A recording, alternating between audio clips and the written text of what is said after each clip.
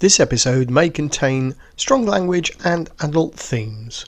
Viewer and listener discretion is advised.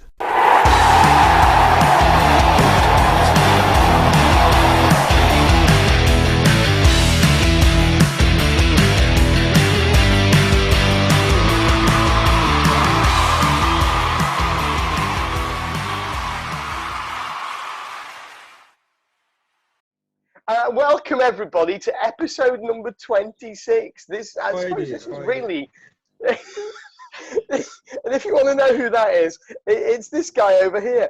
Now Pete has joined us again. So listen, it is episode 26 of the 22 Dropouts. We've tried again. Peter broke the internet several weeks ago. He's gone outside to see if the internet's any bit better. And clearly, any better. Clearly it's fucking not. So just a very quick hello to everybody. All give us a wave. We've got Lawrence over in Kenya, we've got Chris over here in England, and we've got Phil in Las Vegas. I think that's a new record for the quickest F-bomb on this podcast. Yeah, absolutely.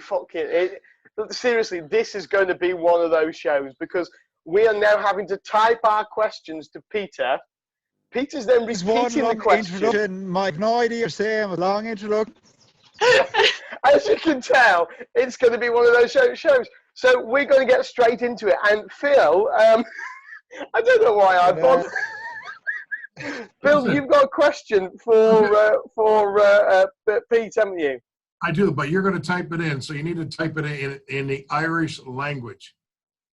Okay, so hang on. I'm just putting this. I might try and put these, overlay this on the final video as well.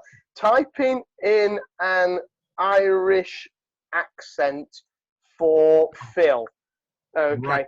So my question to Peter is, why is there such a fucking problem with the internet in Ireland? This is going to be the most despondent shit. Oh my God. Why is there such a fucking problem with the internet in Ireland? See, we've space age technology at this stage. Like, we've gone beyond all this fucking internet shit. So, you know, we're well ahead of the game. So we just have to, we're just waiting for everyone else to catch up. Yeah, that's the problem. The problem is that Ireland is so like technologically ahead. Yeah, we can't catch up, so our software's shit, so his doesn't know what's going on. Has no one ever seen the Family Guy episode of when he goes back to Ireland? Yes, yeah. This is before alcohol to Ireland, and we ruled the universe too much, and it took the brain. Things went a little bit skew since. It's a very accurate depiction of history. You have to fly him over. Yeah. What, Mike? I'm gone all sustainable now, so flying's not an option now. I might drive over to you in an electric car.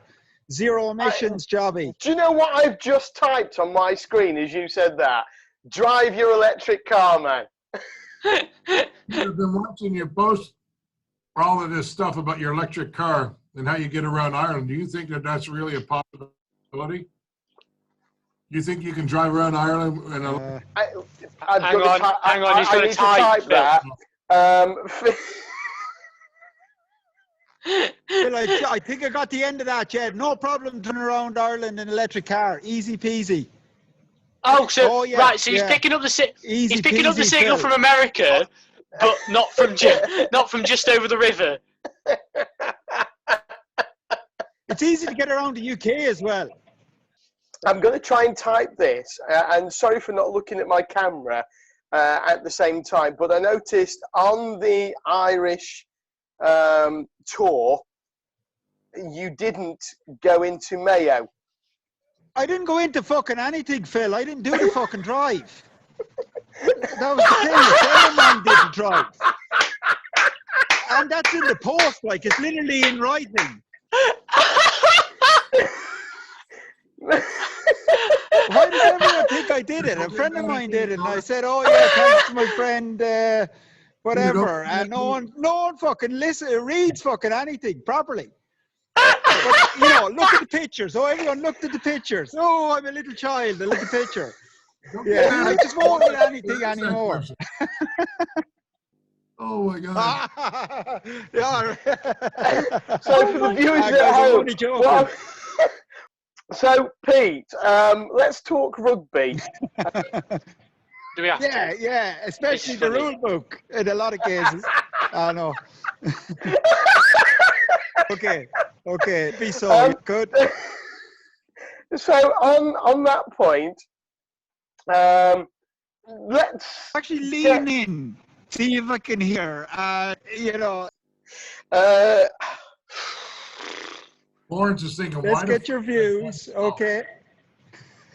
Oh God. On referees when you're playing. When I was playing, yeah. Well, personally, me being a front rower, we had very cordial relationships with referees. So obviously two very intelligent groups of people. So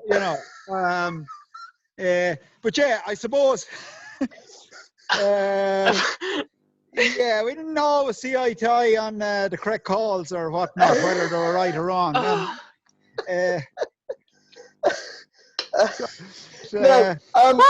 be fair, I thought referee. He's broken the internet again. So, trying to be serious, Pete. Not that we can be. What made a good? Do you know what? I feel like a court reporter here. Is this a good time to say hi and wish James a happy birthday? What? Yeah, I do. Anytime like. We'll come on to that in a minute. I'm going to get Pete to sing. So Pete, in your time, in terms of the way that the referee spoke to you, I hear what you're saying, Mike. Remember that. I hear what you're saying. That's great. I'm just doing it for the viewers. Referee, is that what you're trying to ask? I think basically, yeah. Well, with me, with referees, right, it's just a mutual kind of respect, and well, look, in late in life now, I'm a little bit more philosophical. Like when you're 25-year-old prop and you're full of testosterone and you want to kill lads in the scrum, and you have a referee bitching at you, it can be difficult to kind of listen. But now that I'm a little bit older, I can see. Well, I always knew how hard a job it was, because when you be coaching kids or whatever, I can't referee for love nor money. I can't see anything that's going on. So it's that mutual respect, and it's the kind of I think the referee's aura, as soon as he comes into the dressing room to check the boots or stuff, like it's like courting a lady. Like, it's that first impression is very, very important. So, just like you have egos in players, you can have egos in referees, and and you have when a referee comes in, and whether it's going to be, by his attitude whether it's going to be a good day or not. So it's whether he's he or she, because you can't get that wrong nowadays.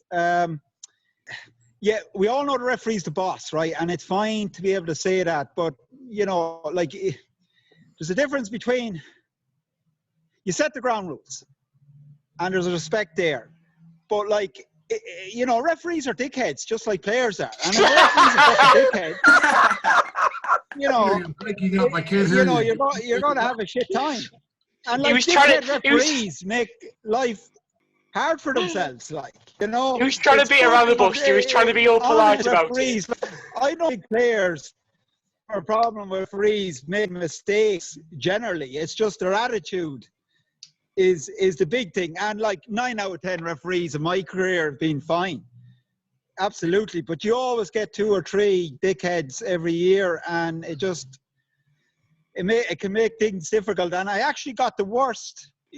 Okay, we always talk about the worst. Let's talk about the good. Like a referee coming in and just being honest. Look, especially talking to front rows, and he gives the speech, like if he brings something different and say, look, oh yeah, keep tight heads, keep your arm up, and loose heads don't drop the ball. Like we hear that all the time, so we don't really listen.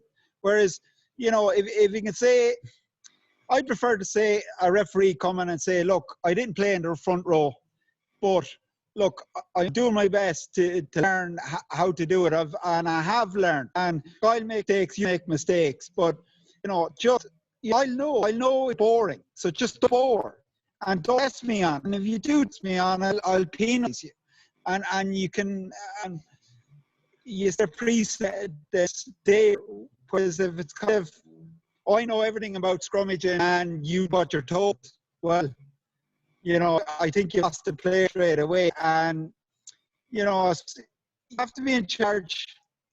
And I think communication good. Like Bill, you get arsehole players that, you know, you have to deal with. But I don't know, generally, 9 out of 10 races I've ever encountered have been very, very good. And, you know, a lot of frees would talk to front doors after game and just ask, you know, what I think their performance from time, and you give honest reflection, and most of the time it would be good. And you know, but the fact that a free is showing interest, it's there to restart game. I just want to get all in and out and let's go, you know. So so now he's avoided all the other questions because he kept looking away. I've just sent him another one. Who's the hardest prop you've ever played against? The best prop came across. I found Darren Morris tough scrummager. I think Darren Morris was the best individual scrummager I've ever come across. Fish line Hills. He's fortunate in the state now, and as a pack, you know, less we're always. The team you know, really happy on your games, you know, but there was a lot of scrummage packs now. You know, you can average scrummager in the best pack in the world and would dominate, whereas you could have the best scrummager in the world in a very poor pack and he's not going to show any. So okay, mate, so you know, we know that the dark arts are the magic of the front row. So what's the best trick that you ever used when you were playing prop in order to win a scrum? He never used any. He stayed true and honest at every scrum. Yeah. What's the best trick you used to use in the front row? Mike, I'm disappointed. Like there's no tricks. There's only, I told you. I fucking told you. And skills. Yeah. Told you, he was honest at every scrum. Every single scrum. It was just raw power. Honest at every... yeah, oh, absolutely. Honesty, you know. Mike, have you ever come across a thing called NLP? Neuro-linguistics, linguistic programming. It's how to, you know, approach a question in a positive light. You know, tricks is very negative, Mike. Come on, step your game up. Technique. Here we go. Yes. Let's talk about techniques and tactics. My favorite technique was just go low. You know, about getting low and trying to get on each your prop, you know, or base drop your chest. On long bind for a loose head, yeah, absolutely. It's very, very important for a loose head, long bind, but I normally played tight head. So research there, Mike, again. You know, I was a tight head. I'm only joking, Mike. I'm giving you an awful hard time. I don't really mean it. But yeah, neutral elbow. You know, look, as a tight head, you need to... if your elbow's down as a tight head, you're winning. Elbow up, you're struggling, and opposite for loose head. But, you know, there's an awful difference. I used to find it's very difficult not to get screwed as a tight head if you do exactly what the ref is telling you to do. you know, because you're opening up your chest, you're opening up your body, you're just letting a loose head get in underneath you. So, you know, there has to be a bit of a give and take there, that if you can point your elbow down and the loose head can keep his arm up, everything should be hunky-dory. But there is a difference. There's a difference between having a good, solid bind and boring. Any sudden movements is usually a bad thing.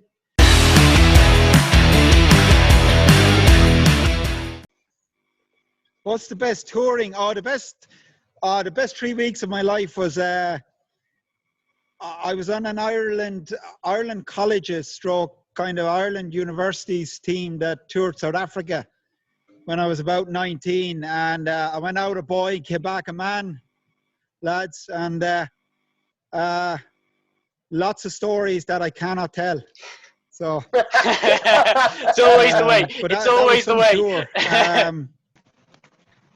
I heard bench pressing come there. I wasn't the greatest bencher in the world. Deadlift is my thing. So as a prop, you know, the lower back and the legs is more important than a good bench press. So I might avoid that question.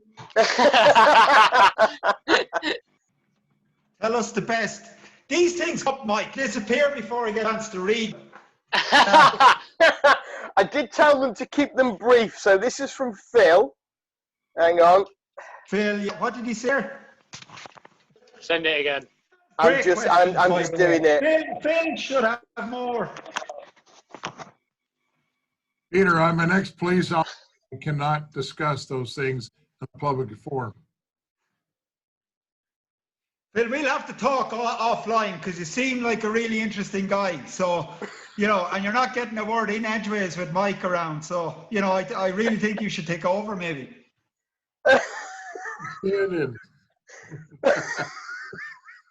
I don't have the English accent here. Maybe. Now, can we set up a crowdfund page? I'm just typing this at the same time. To buy Pete some internet. Yeah, that'd be great. That'd be great. Yeah. I think it might be the 7:30 thing, though. You know, Pete and I maybe get me on the 8 o'clock call the next time, Mike. We will. In fact, make a big difference. We've got an 8 o'clock one in about 10 minutes. But Pete and I talk all the time. And the internet is never this bad until we comes on in the evening. And then we've got to add Sam in as well. So Christ knows how this is going to go. Oh, Sam's coming in now. Wasps have scored! Wasps have scored! Wasps have scored! Jack Willis! The times, you know. Oh, Wasps scored. Oh, nice one. Yes. Against Quins. Oh, nice one. You're behind the times. Boys. Sammy, you're late! Wait a second. Oh, shut up, Mr. T. Sam has a collared shirt on. Pete, you all right, mate? Oh, best of luck to all the Wasps lads tonight against Quins. I think you've just scored, so yeah, looking good. So I'm just going to do a little thing now. You need to catch Sam up because Sam doesn't know what the fuck's going on right now. Well, Mr. T, where's your fucking medallion, Mr. T? Listen, right, shut the fuck up, okay? You haven't missed anything, Sam. That's the great thing about catching up on this call. Basically, Sam, Pete can't hear a fucking word any of us are saying. We have to type our questions, mate. Why? Because Pete's internet's that bad, we're all crackling. So he can't actually understand what we're talking about. Where does Pete live? Ireland. Ireland.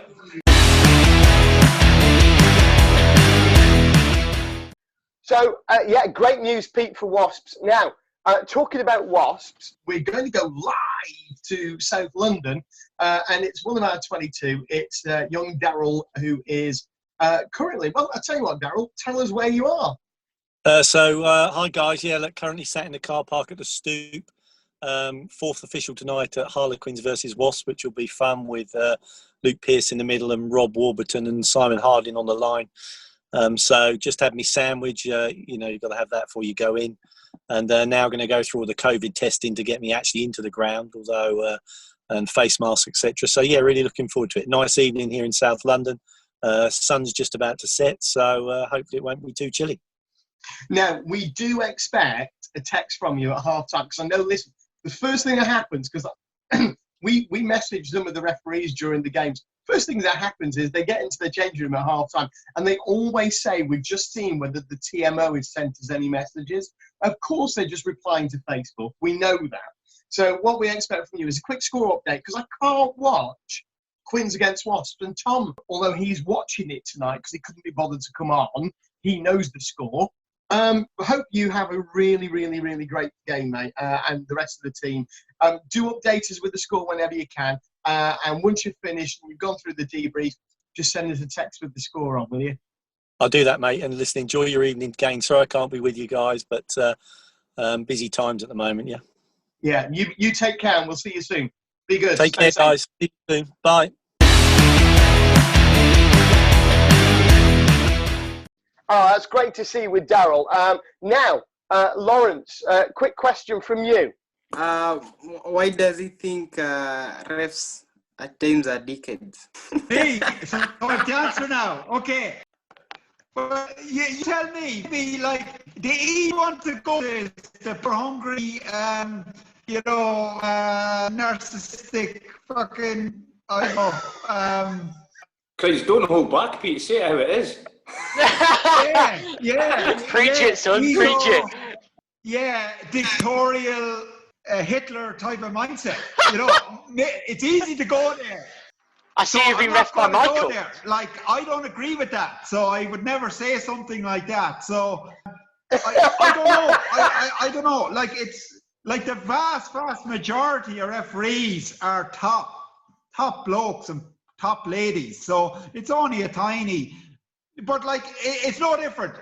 The procedure dickheads, referee dickheads, is the same as any other walk of life dickheads, But I would think, but maybe like why do people become, here, Phil, this is one. Why do people become cops? Why do people become primary school teachers? Why do people become referees? I don't know. Fucking tell me. I don't know. Oh my God. Yeah. Best referee.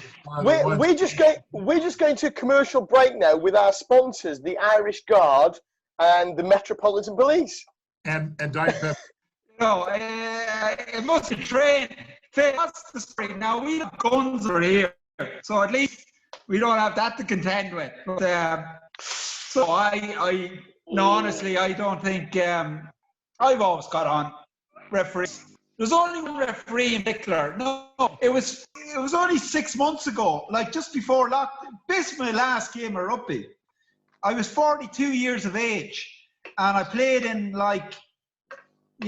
just a real low level game of rugby for my third local thirds team, and I just couldn't believe the arrogance of the man. It was just something unreal. But by all accounts, he's very well known for it. So I was talking to the assistant referees that day, and no one likes him. So it wasn't just me.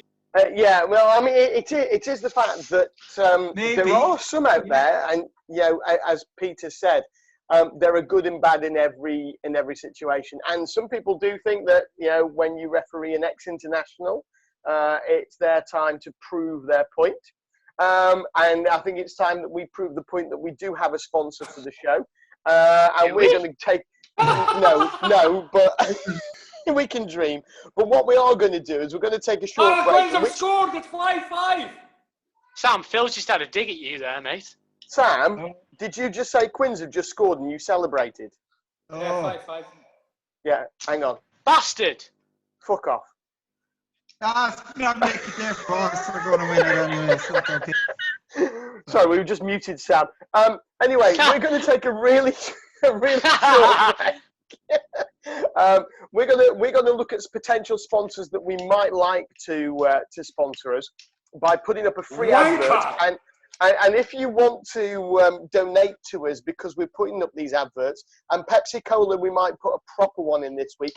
Hopefully Pepsi saw last week's as well. There you go. There's another one for Pepsi. Feel free, Pepsi, to send us some cash we don't mind. It will be. I don't think they need to sponsor us. Like, they're all right. I think they're getting a lot of free advertising anyway. But we will split it with Pete, and we'll help to support his global change for electric vehicles as well. So we'll be back right after this.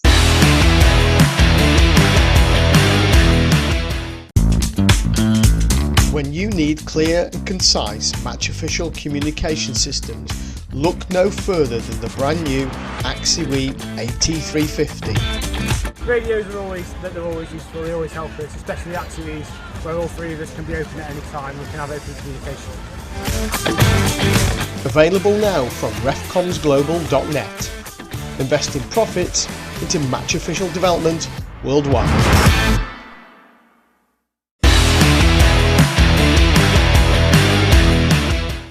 So welcome back to the 22 Dropouts.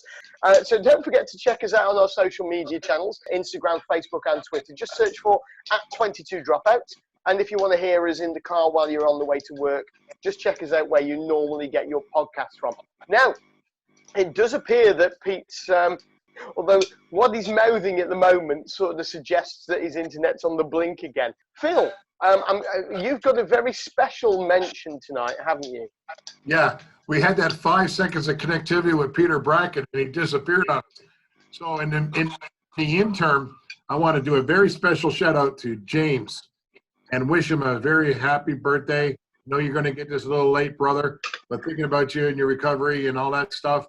But listen, happy birthday. Yeah, happy birthday, James. From all of us. Happy birthday, buddy.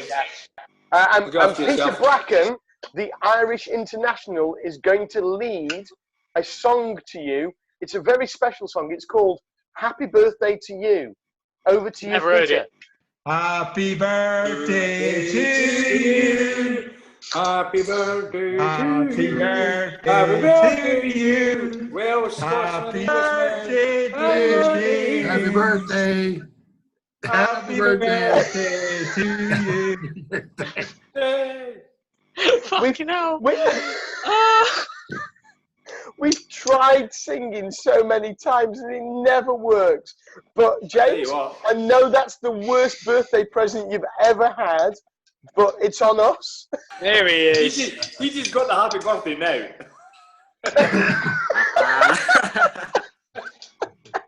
I want to ask Pete something. Can you hear him, Pete? I can right now. I can hear right now, so go. Fucking happy days, right? What's this about your cage fighting days? Tell me more about that. Okay, fighting. Yeah. I finished the rugby. I was getting bored, and decided to go into nice retirement sport. And so I tried tennis, I tried squash, and I tried a bit of golf, and none of that worked. And so I gave out cage and a go. It was great. Thoroughly enjoyed it. I just needed to get the aggression out. So. Get yourself back in training, please, and take on Hans. So, Pete, you're the best tourist you ever went on tour with. Who was the best tourist? Best tourist? Wow, there's a lot of good ones. I went that tour I was telling you about to South Africa. A lot of good tourists on that. A guy called Paul Hatton, Carnage, an absolute legend of a man, and we got up to some fun and enjoyment in South Africa. But do you know the way to say drink, drugs, and rock and roll? Oh, Yeah, actually, who was your best roommate on the best tour you went? Oh, yes. Oh, again, I go back to that tour. Everything revolves around this tour. It was just amazing. I think you only went on one tour, I've been Peter. on professional tours and a tour with Ireland and tour with different pro teams, but nothing compared to this tour. And I was rooming with a guy called Brian Buckley, and he fun guy. So we again got up to a lot of carnage. And so, lots of stories I can't tell anyone. Peter, I think you're so lovely that you don't want to put anybody in the shit. You do know that's not the point of this show, but we respect you for Mike, it. unless they're referees. Right? Unless the referees. He's put loads of referees in room 101 tonight. Michael, why is there a France shirt up behind you? Do you not notice when I change the shirts behind me? The reason there's a France shirt there is because Peter hasn't sent me an Ireland one yet. So last time Pete was on, I wore a Wasps top. Chris, you're wearing a Wasps top. If I got an Ireland shirt from Peter, it would be in the frame. And next week there might be something else. Yeah. Now, I'm going to come back to Pete because he gave a name, but he didn't give any detail. And that's the point of the show. So I'm going to let Pete now just go with a 2-word answer. And that's the first name and the surname of the worst guy he's ever been rooming with on tour. Oh, harsh. You're just after... Mike Mulroy. No, I didn't hear the question, Mike. You just got cut out there. Just say Mike Mulroy and you'll be off the hook, Peter. No, I won't go to Phil. There's no situation, Phil, ever in myself in the same room, Mike fucking Mulroy. You know, John Connor would admit that probably the worst roommate ever. Very, very intense guy to be around for long, extended periods of time. So good old Wasp man, Irishman, hello, good friend of mine. Who's the guy from Wasps that you've stayed friends with the most, that you still keep in touch with? Oh, jeepers. Lots of good friends there. A few guys came over and played a sevens tournament in my local club about 2 or 3 seasons ago. So Nick Adams and Tom French came across, and we played a little bit of rugby and caught up, you know, which was fantastic. Tom actually played prop with you, didn't he? Tom, yes, yeah. Tom just was at the start of his career, I suppose. I suppose it was the peak of my career, and I suppose Tom's biggest game was the Heineken Cup final in 2007. His first game for Wasps, Heineken Cup final. Yeah, amazing, and did brilliantly propped against Julian White that day. So remarkable performance. Does your electric car have a removable top so you can work on a tan? only the guy from Las Vegas can ask that. You got sunburn in Ireland, Phil. You got sunburn, don't get tans. I'm just wondering why there's a big white halo behind your head. Phil, when you ask something, you have to type it. Oh, gee, I don't know. A halo. Golf club. Now, I've lost the will to live.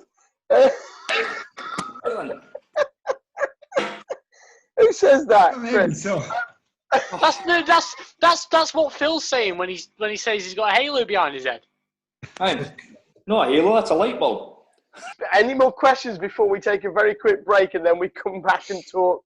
I would say we talk rugby shit, but I think we've been talking that all night already.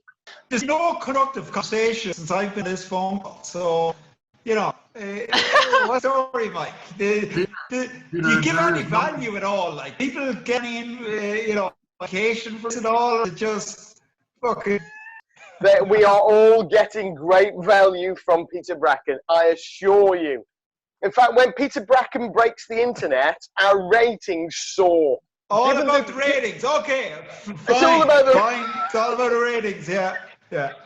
Lawrence, is the delay in Kenya anywhere as near as bad as the delay to Ireland? I honestly don't think so, but it's internet.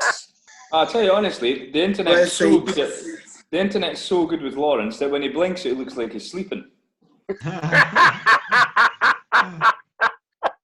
We're going to take a very quick break, but we're going to be back right after this. Oh, Christ, do we have to?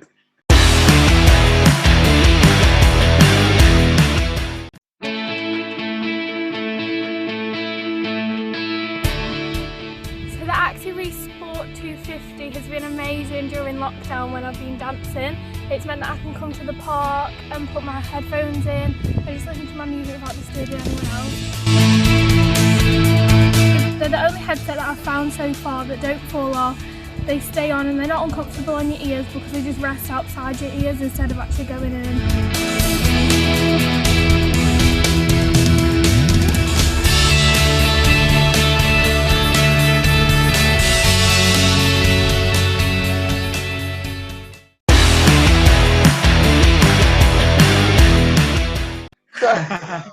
But you don't want to watch the rugby right now, mate, because you're getting stuffed. Darryl just sent a message. 15-8. He's sent you the message exactly at half time. Darryl has. Probably a 10-second delay. Yeah. You're saying it's taking him 10 seconds to wait for all the players to go in, wait for the officials team to go in. No, it'll be more than 10.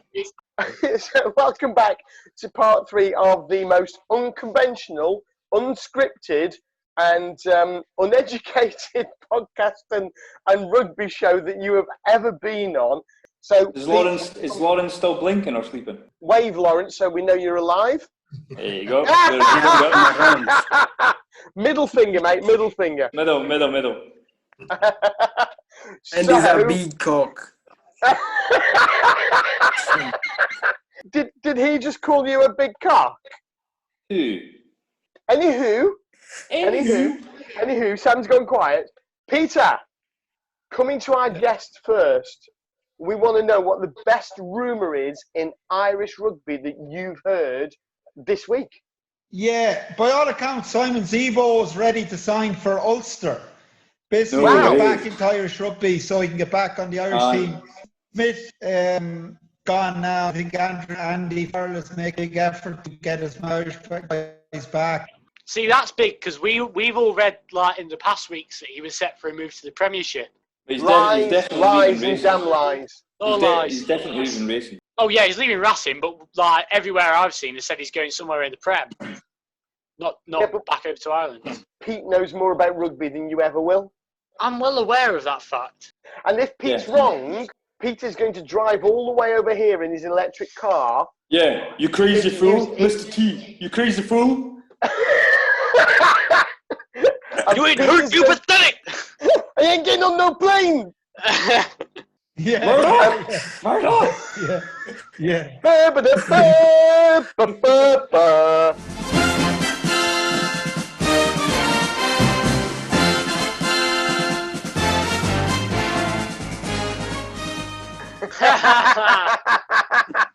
So Peter said that if his rumour doesn't come true, he's going to drive all the way to England in his electric car just so that he can use some real internet and we can have a proper conversation. So you've been warned, and hashtag you heard it here first. Okay, Pete's coming back to England. So guys, what else have we heard this week? Sam, what have you got? Not only because you're top of the screen. Oh, you're so kind, you bulb. You can't cocky talk in a minute, can you? Yeah, basically, the IRFU said that if there's no pro rugby, as in they don't do the Six Nations, whatever, with any fans, that is, then there probably won't be any pro rugby in Ireland come 2022. As in, they just can't do it. Is this the Irish RFU you're talking about? Yeah, the IRFU, yeah. You know the IRFU has 4 letters, not 3. Yeah, I said the IRFU, you fucking idiot. Not to us, Sam. Look at the IRFU. The IRFU. Look at the size of those. Oh shit! The IRFU.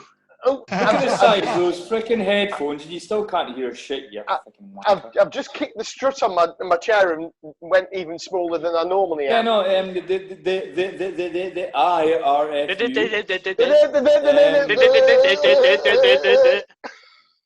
came out and said that if there's no fans, like at the autumn test series things that's happening with the 8 teams, and the finishing of the Six Nations for this year, plus the Six Nations of next year, then there probably won't be any pro rugby come 2022 in Ireland. On that, I don't know how it works there. That's massive. That's a big statement. That's massive. It is huge. Now, over here, Pete, as you know, the Premiership is separate to the governing body. It's a separate organisation. It's run separately. How does it work in Ireland? Is the leagues run separately outside of community game in Ireland? Can the Irish RFU say that there will be no pro rugby in Ireland.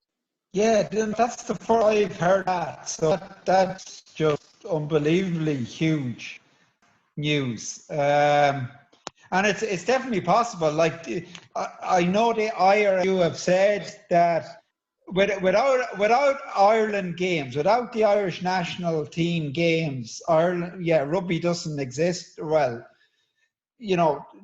that's a kind of a known fact here in Ireland that the Ireland games, it's 80% of the revenue, and then the four provinces are the rest of 20%. So without the Ireland games, professional rugby can't happen in Ireland. So that does make a lot of sense, and so now I think Leinster, the way they operate, could probably 5 on going in a competition, and maybe the other 3 provinces pull together in some way. Like, would they be do a kind of the two South African teams came up here and played, so 14 jeepers. That would be, my God, but they will recover. I suppose, everything is centralized. We've the same system New Zealand over here, everything. The top of the tree is the Irish team, and everything. We've got the 4 provinces. All the provinces are separate entities, but really the IRFU control them as well. So if the IRFU are struggling, but I have, often heard that Leinster could run things on their own if they ever had to. But the other provinces might struggle. So, geez, that would, I don't know. I don't know what would happen. Take it. Well, continue what we're saying, Pete. Take it a step further. What do you guys think that if pro rugby ceased to exist as a game, would rugby then go back to being amateur, where guys are actually have a normal sort of mundane job, if you like, and then they go training on a Tuesday and a Thursday again, or probably more than a Tuesday and a Thursday, because it's still, although it's not, wouldn't be pro, but it'd be like semi-pro, let's say that. So what do you think of that? Do you think that rugby would go back to that? More than likely, yeah, absolutely. Yeah, and you'd probably end up with the Argentinian system, that the very top players would end up playing abroad. And as far as I know, rugby is pretty much amateur in Argentina, apart from the national guys, yeah. The pro team and the national team, and everyone else is. But the standard of rugby would drop. We'd fall off the planet as regards standards, I would think. Yeah. I think you're right, because all of those guys, centrally contracted or not, they would go to teams. You can't compete in a top 14 against the likes of Racing 92 if you're amateurs, can you? And therefore that would end professional rugby, like you said, Sam, in Ireland. And it's only a small step for Wales to go in a similar direction.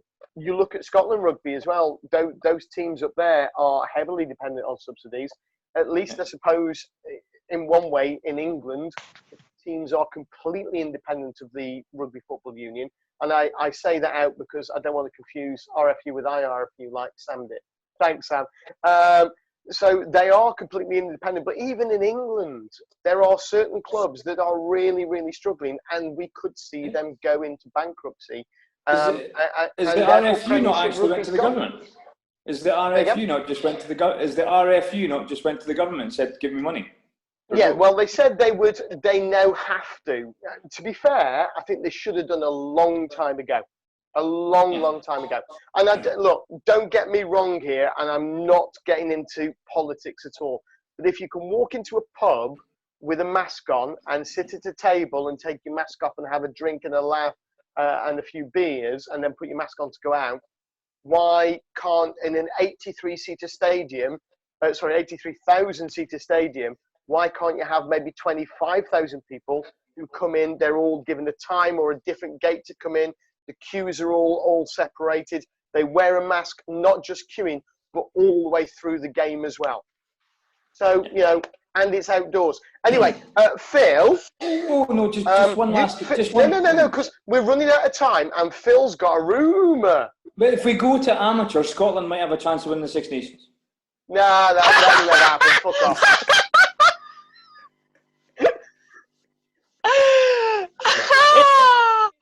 Sammy, you know?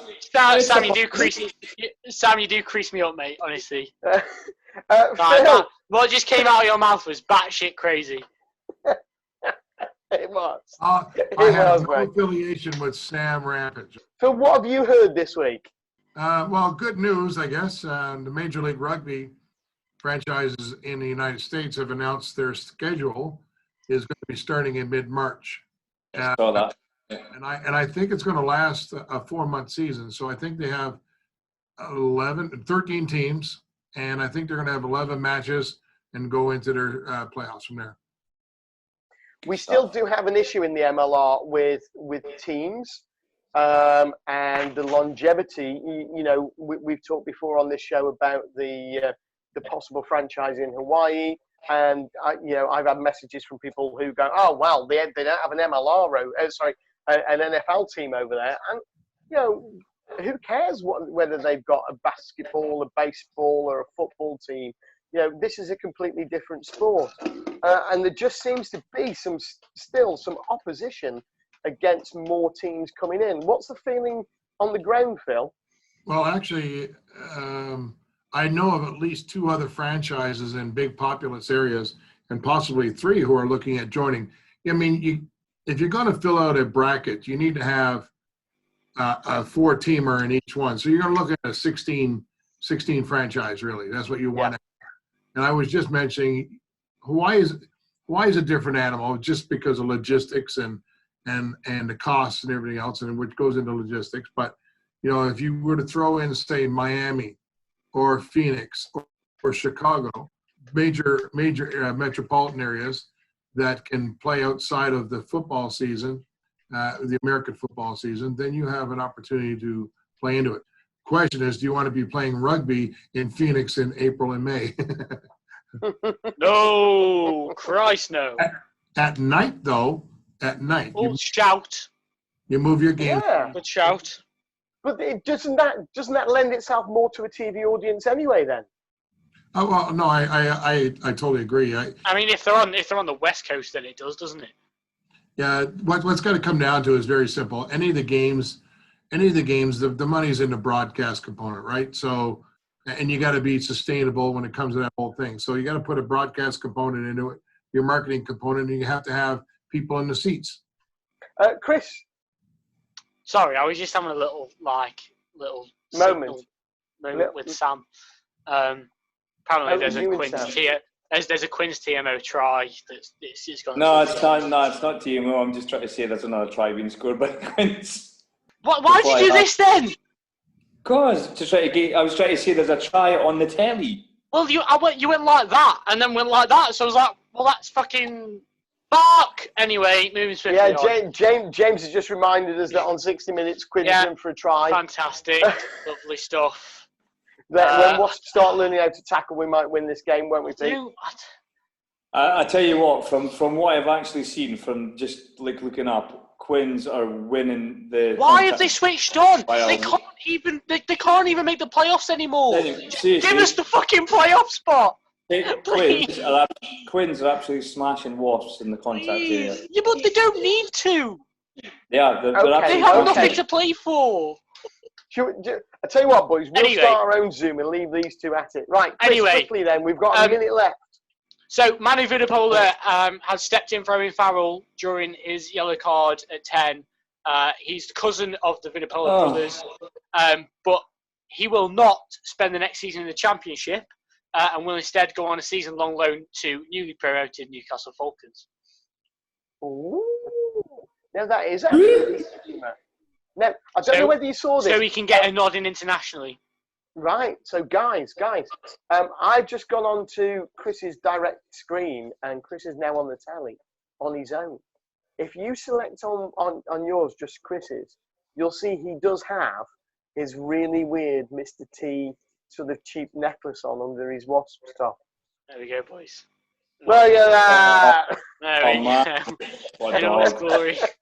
What a dog. And do you know what? Fuck On off, that Sam. bombshell, it really is time to say goodnight to everybody. We end it on a high or a low, depending on your point of view about Christopher's jewelry. It's high for us.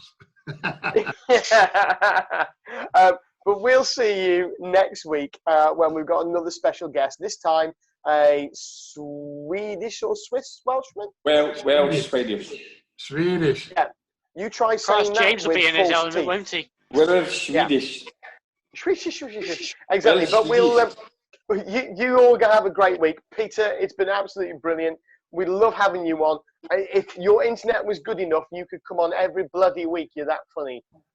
We love you being with us. But for tonight, from us, from Peter, we bid you good night. Stay safe, stay well. Good night, everybody. Bye.